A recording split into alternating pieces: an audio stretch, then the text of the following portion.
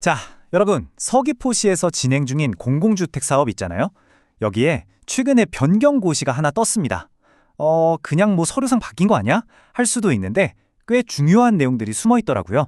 그래서 대체 뭐가 어떻게 바뀌었고 이게 뭘 의미하는 건지 지금부터 쉽고 간단하게 한번 짚어보겠습니다. 그러니까 이런 거죠. 아니, 지역주택 계획이 좀 바뀐 게 뭐 그렇게 대수냐 이렇게 생각하실 수도 있어요. 그쵸? 그냥 뭐 숫자 몇 개 고친 거겠지 싶은데 사실은요. 이게 우리가 생각보다 잘 들여다봐야 하는 중요한 신호일 수 있습니다. 과연 이번 변화가 우리 지역사회에 어떤 영향을 주게 될까요? 그래서 핵심 변경사항이 뭐냐? 딱 네 가지로 요약할 수 있습니다. 첫째, 사업을 이끄는 얼굴이 바뀌었고요. 둘째, 사업 부지가 아주 살짝, 진짜 살짝 줄었어요. 셋째, 근데 예산은 확 늘었습니다. 마지막으로 완공까지 걸리는 시간도 1년이 더 필요하게 됐습니다. 자, 이 네 가지 꼭 기억해 주세요. 네, 그럼 첫 번째 변화부터 한번 볼까요?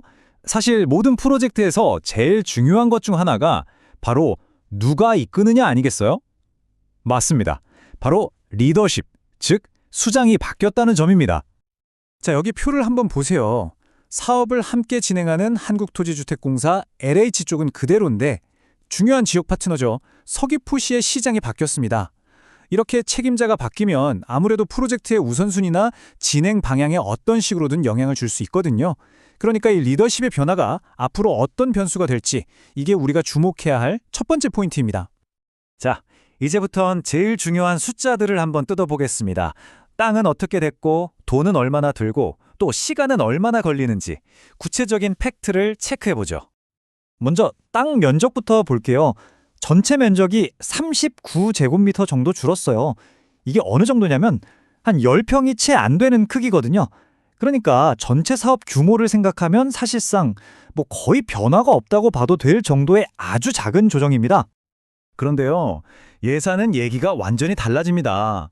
원래 108억 원 정도였는데 이게 134억 원으로 무려 25억 7천만 원이나 늘어난 거예요. 원래 계획했던 돈의 거의 4분의 1이 더 필요해진 셈이죠. 여기서 궁금한 점이 생기죠. 땅은 거의 그대로인데 돈은 왜 이렇게 많이 늘어났을까요? 시간도 예외는 아닙니다. 원래는 2025년 12월에 완공될 예정이었거든요. 근데 이게 1년이 꼬박 늘어나서 이제 2026년 12월에나 마무리가 될 걸로 보입니다. 자, 근데 이 표를 자세히 보면요. 정말 중요한 사실이 숨어 있어요. 전체 사업비는 25억 넘게 확 뛰었잖아요. 근데 국가에서 지원해주는 주택도시기금은 보세요. 1원도 안 오르고 그대로입니다. 이게 뭘 의미할까요? 그렇죠. 늘어난 25억 원은 고스란히 사업 시행사나 지자체가 알아서 메꿔야 한다는 뜻입니다. 재정 부담이 훨씬 커졌다는 아주 중요한 신호죠. 네, 이렇게 부지 면적은 정말 미세하게 조정이 됐고요. 자, 그럼 이렇게 돈도 시간도 사람도 바뀌는 와중에 과연 절대 바뀌지 않은 이 프로젝트의 진짜 핵심은 뭘까요?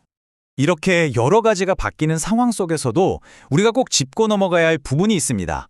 바로 변하지 않은 것들이죠. 사실 이 프로젝트의 가장 근본적인 목표는요, 하나도 흔들리지 않았습니다. 바로 이겁니다. 위치, 대정읍, 하모리 그대로고요. 건물 규모, 6층짜리 아파트 한 동, 이것도 그대로입니다. 그리고 가장 중요한 거, 공공임대주택 37세대를 공급한다는 것, 이 약속은 변하지 않았어요.